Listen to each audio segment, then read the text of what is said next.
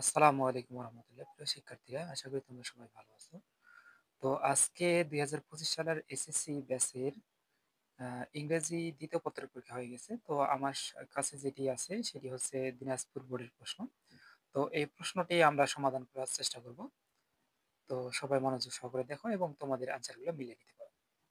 তো এখানে প্রথমে যেটা ফিল ইন দ্য ব্ল্যাঙ্কস আছে, সেখানে উইথ ক্লু যেটা আছে, ক্লুগুলো দেওয়া আছে। সো ক্লুগুলো আমরা বুঝতে পারতেছি, ক্লুগুলোর মিনিং। এখানে মিনিং জানাটা একটু জরুরি বিষয়। সো প্রথম দা আছে, দা হচ্ছে আর্টিকেল একটা বোঝাচ্ছে, সিভিল মানে নিরস্ত্র বা সাধারণ বোঝাচ্ছে, উইদাউট মানে সারা বা ব্যতীত, ওল্ড মানে পুরাতন বোঝাচ্ছে।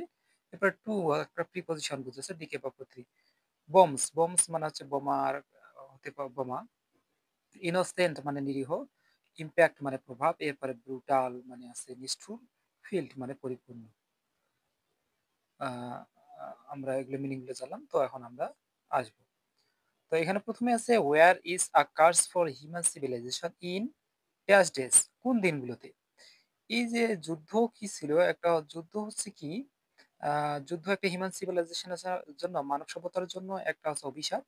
In dash days war was confined, যেহেতু যুদ্ধটা হচ্ছে সীমাবদ্ধ ছিল কোথায়, তাহলে আগের আগে সময়ের কথা বলা আছে। তো এখানে কি হবে, in all days war was confined.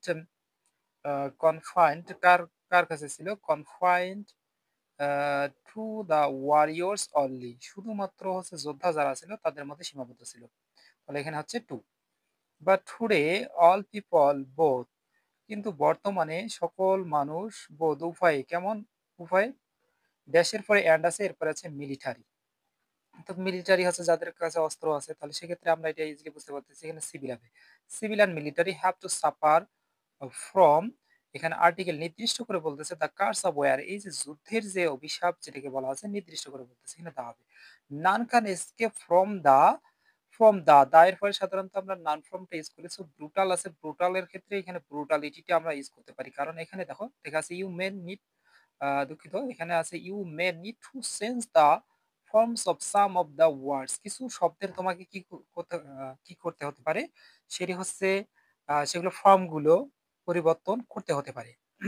তো আমরা পরের অংশে যাব।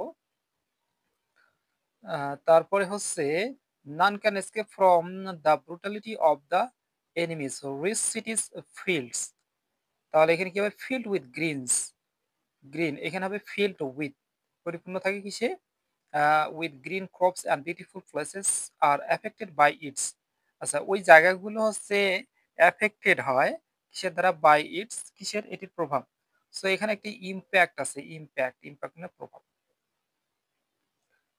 সো এরপরে even, even the dash citizens have to die a tragic death, এমনকি হচ্ছে যারা হচ্ছে নিরীহ মানুষ তারা কি করে, এখানে মারা যায়। তাহলে এখানে কি হবে, এখানে হবে innocent, innocent citizens have to die a tragic death.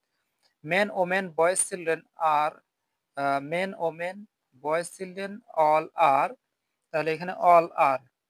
তাহলে এখানে আমরা আবার কি করতে পারি, ব্রুটালিটিকে, ব্রুটালিটিকে, ব্রুটালি হচ্ছে কি, এইটাকে আবার নিয়ে আসতে পারি, কারণ কি এখানে কিন্তু লেখা আছে you may need to use one words more than once, একটি ওয়ার্ড তুমি একাধিকবার ইউজ করতে পারো। তাহলে কি হচ্ছে এখানে, উম, আর ব্রুটালি কিল্ড, হচ্ছে ব্রুটালি কিভাবে হত্যা করা হয়, আর ব্রুটালি, এরপরে হচ্ছে কিল্ড, তারপরে হচ্ছে শেষের যে অংশটি, ড্যাশ এনি রিজন, কোনো কারণ ব্যতীত, তাহলে এখানে কি হবে, উইদাউট হবে। সো এটি হচ্ছে তোমাদের 1 নাম্বার প্রশ্নের সমাধান। এরপরে আমরা যদি 2 নাম্বারে যাই, এটা হচ্ছে উইদাউট ক্লু। সো এখানে মূলত বৃক্ষরোপণের যে বিষয়টি আছে, সে বিষয়টি সম্পর্কে, অর্থাৎ বনায়ন সম্পর্কে আলোচনা আছে। এখানে আছে অ্যাফরেস্টেশন মিন্স, অ্যাফরেস্টেশন বলতে বোঝায় প্লান্টিং অর প্রিজার্ভিং ট্রিজ, গাছকে রক্ষণাবেক্ষণ অথবা বৃক্ষরোপণ, রোপণকে বোঝায় afforestation.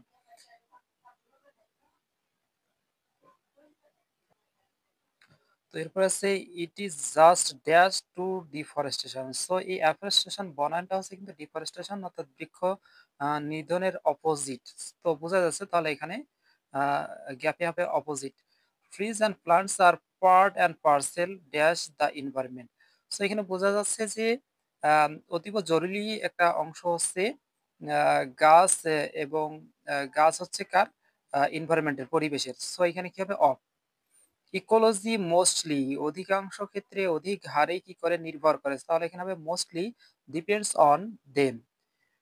The country will turned into মানে পরিণত হওয়া। তাহলে এখানে হচ্ছে কি into, turned into a desert unless there are trees. যদি গাছ না থাকে তাহলে কি হবে? তাহলে দেশ একটা হচ্ছে মরুভূমিতে পরিণত হবে। Trees help to protect the soil dash erosion. তাহলে গাছ হচ্ছে কি করে সাহায্য করে এই যে হচ্ছে মাটিগুলো মাটির ইরোশনের যে বিষয়টা আছে সেটি থেকে গাছ কি করে রক্ষা করে বা সাহায্য করে। তাহলে ফ্রম হবে, এখানে কি হবে? From. Flood can not effect those areas surrounding with trees. এখানে সারাউন্ডিং হবে কেন? কারণ হচ্ছে যে এলাকাগুলোতে গাছ দ্বারা পরিবেষ্টিত সে জায়গাগুলোতে বন্যা তেমন কি প্রভাব ফেলতে পারে না। Storm can not its force, এই যে শক্তিটা প্রয়োগ করতে পারে না। তাহলে সেক্ষেত্রে এখানে ক্যান নট আছে, এরপরে আমরা একটা ভার্ব নিতে পারি, অ্যাপ্লাই নেওয়া যেতে পারে। অ্যাপ্লাই ইটস ফোর্স কোথায়? টু দ্য প্লেসেস ওই জায়গাগুলোতে হোয়ার দেয়ার আর ট্রিজ, এখানে গাছ আছে। সো উই শুড, আমাদের কি করা উচিত? মোর অ্যান্ড মোর ট্রিজ। তাহলে আমাদের গাছ কি করা উচিত? রোপণ করা। তাহলে এখানে কি হবে? Plant more and more plant, we should plant more and more trees for the of our lifes. তাহলে কি আমাদের জীবনের নিরাপত্তার জন্য হতে পারে। তাহলে নিরাপত্তা যদি হয় তাহলে এখানে কি হবে?